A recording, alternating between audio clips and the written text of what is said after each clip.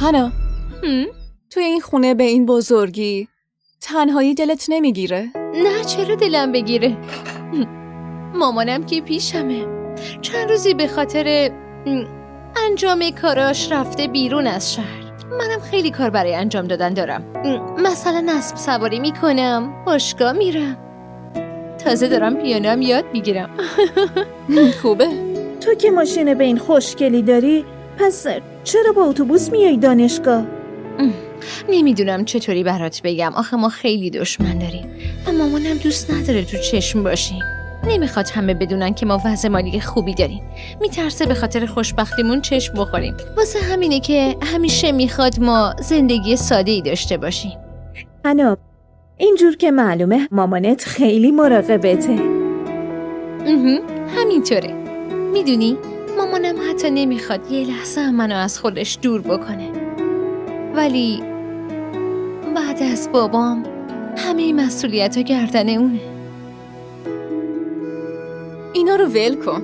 اتاقتو بهمون نشون بده. راست میگه. کمدت هم نشون بده. باشه، من برم کلیدا رو بیارم. باشه الان میام.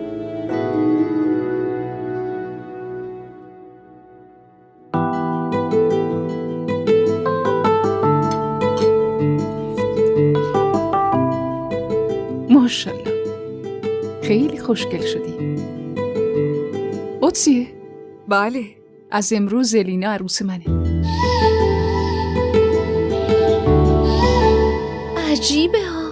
یه مشکلی پیش اومده. چی شده؟ همه چی خوبه؟ نه، به نظرم فکر کردن که منم با مامانم رفتم و کسی خونه ما نیست. برای همین گمونم صاحب خان کلیدو با خودش برده.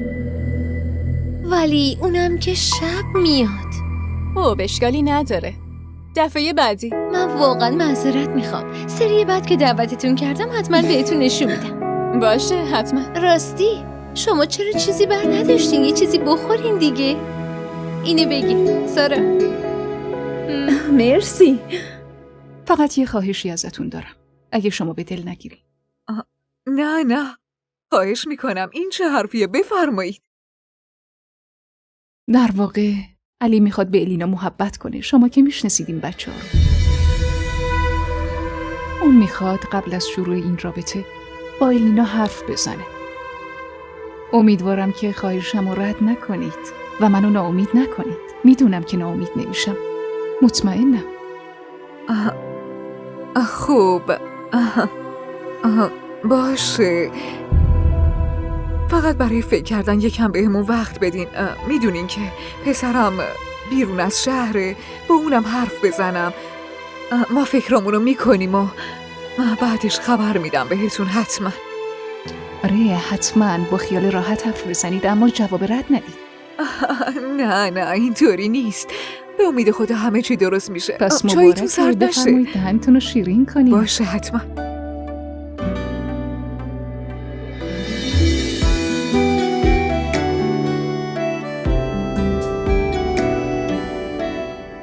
حالا دیگه گله نکنید که شما رو دعوت نکردم خونما.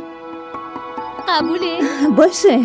ببینید وقتی رفتین خونه اون عکس‌ها رو بذارین توی فیسبوک. باشه حتما. خدافظ. بهتون خوش گذشت؟ خیلی خوش گذشت. خدافظ.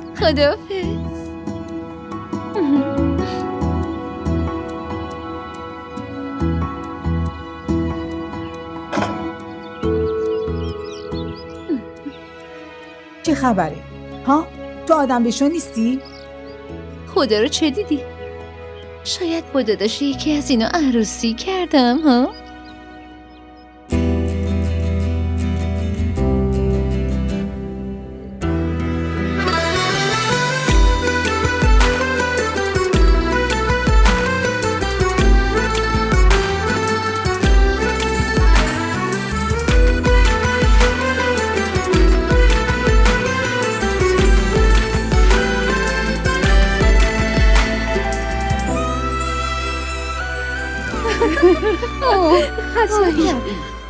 از این که داری ازدواج میکنی نمیدونی چقدر خوشحالم. اوف که چقدر خوشحالم. دارم به همه آرزوها میرسم. پس اول باید تو رو عروس کنی. اینو خوب بکن تو گوشت. من هیچ علاقه‌ای به عروسی ندارم. فقط میخوام عروسی تو رو ببینم و بس. میگم یه سوال دارم. تو راضی هستی؟ چرا نباید راضی باشم؟ خب پس زودتر به این بگو داداش علی چی میخواد بهت بگه دیگه. دارم از کنجکاوی میمیرم. اینو دیگه برو از داداش علیت بپرس. ولی واسه این موضوع مامان حتما ناراحت شده. مامان چرا ناراحت بشه؟ آخه تو داری ازدواج میکنی، برای چی باید ناراحت بشه؟ داداش علی آدم خوبیه، خوش سلیقه هست. خب پول دارم که هست. خدا کنه همه چی خوب پیش بره. باید بریم کلی خرید کنیم. بریم لیستو بنویسیم ها؟ به نظر من خیلی آدم خوشتیپ و جذابیه. آی به نظر من تو خوشگل‌ترین عروس دنیا میشی. بزن بریم.